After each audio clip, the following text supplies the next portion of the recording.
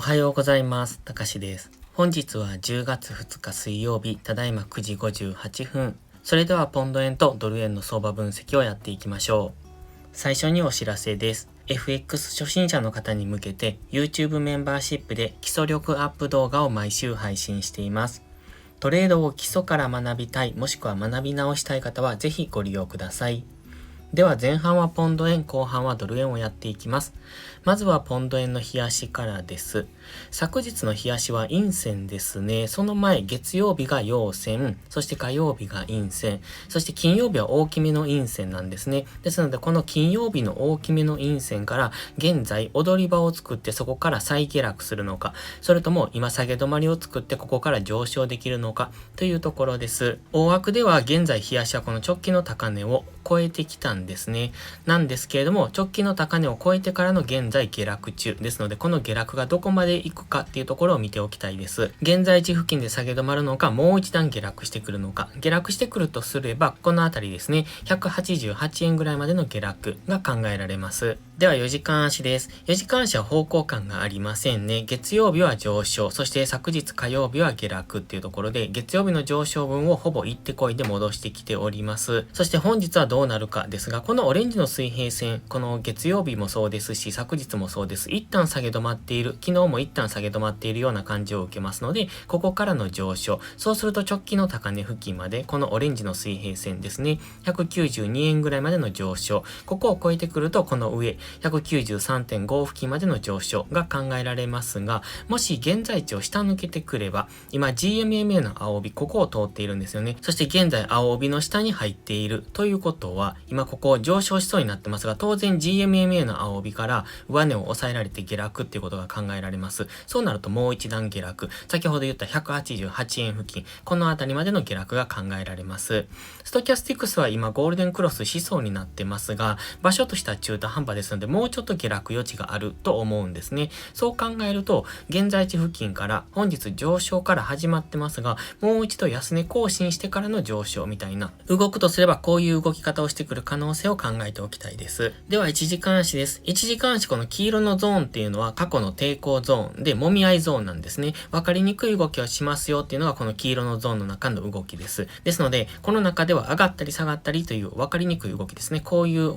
わかりにくい動きをするだろうという、そういう想定をしておいてください。現在は先ほど言ったこの安値ですね。オレンジの水平線で一旦下げ止まっている感が見えますので、ここからの上昇の可能性があるんですが、1時間足のストキャスティクスはもう高値圏ですよね。そして先ほど4時間足のストキャスティクスはもうちょっと下落余地があると言いましたので、現在地付近から上昇していく可能性はあるんですが、GMMA の青帯がすぐ上にあります。先ほど4時間足でも同じようなことを言いました。ということは、上昇したところは売られやすいので、もう一回安値更新をして、そこから上昇。もし上昇するのであれば、こういうような動き方をしてくるかもしれませんので、そこはご注意ください。もしこのままスルスルと上昇してきた場合は、この GMMA の青帯の上に乗せてからですね、GMMA の青帯が今横ばいになってきてますので、こういうように動いてくると思うんですね。その場合、ここから上昇して GMMA の青帯の上で乗せられると、そこからの上昇。で、直近の高値付近まで、193.5 付近までの上昇が考えられますが、今はもう一度安値更新をしてくる可能性もあるので、そこも考慮した上でトレードしていくといいと思います。なので、もう一度下げてきたところからの押し目買いですね。そう考えると、190円付近にここアラート、このあたりにアラートを仕掛けておく。今分かりやすいのは、黄色のゾーンを上抜けてからが分かりやすいと思います。先ほど言ったのは GMMA の青帯を上抜けてからですが、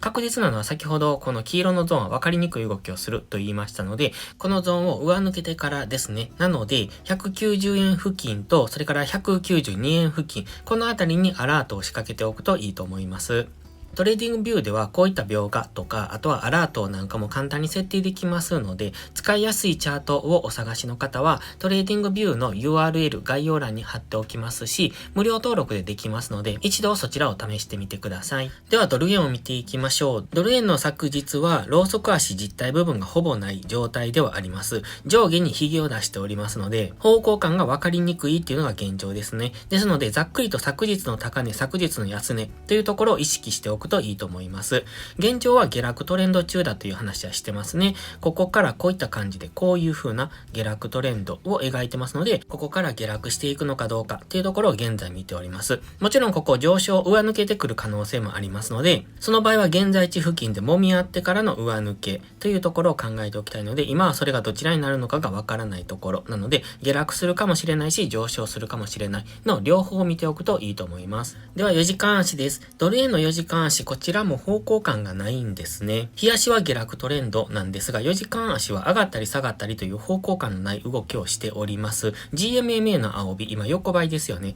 ということは今方向感がないので、どちらに行くかが分かりにくいというところです。先ほど言った昨日の高値、昨日の安値、ここでの今はもみ合いになっておりますので、これを抜けた方についていくというざっくりですが、そういう考え方を持っておくといいと思います。上抜ければこの直近の高値付近まで、下抜ければ141円付近までの下落を考えておくと分かりやすいと思います。では1時間足です。1時間足まですると結構分かりやすいんですが、水平線がすごく意識されているの分かりますね。昨日上昇したんですが、この黄色のゾーンっていうのは過去のもみ合いゾーンで抵抗ゾーンになりますよっていう話をしておりました。そこからの昨日は下落ですので、ここでのこの下落は分かりやすかったんじゃないでしょうか。そしてそこからこの水平線ですね、143円付近で長い下髭を出して、そこからの上昇になってますが、現在はこのレンジですよね。今先ほど言った昨日のこの高値安値の間でのレンジで、今ちょうどこの真ん中付近にあるので、どっちに動くかは分からないというところですので、まずはこのレンジの中での動きと考えておきたいので、この中で上下上下というこういうイメージをまずはしておく。もちろん下抜ければこのラインぐらいまで、直近のこの安値がここですよね。ですので 141.7 付近までの下落、上抜けでくれば 146.5 付近までの上昇というところを考えておくといいと思います。ただ上値は重くなると思いますので、今日足の GMMA ここに走ってますよね。日足の GMMA にぶつかっているってことは当然売り圧力が強くなるので、上がったところは売られやすいので、どんどん上昇するというイメージではなくって、上がったところから短く売る、そして水平線付近で下げ止まりを作るのであれば、そこから短く反発を狙うみたいな、そういうトレードをしておくと分かりやすいと思います。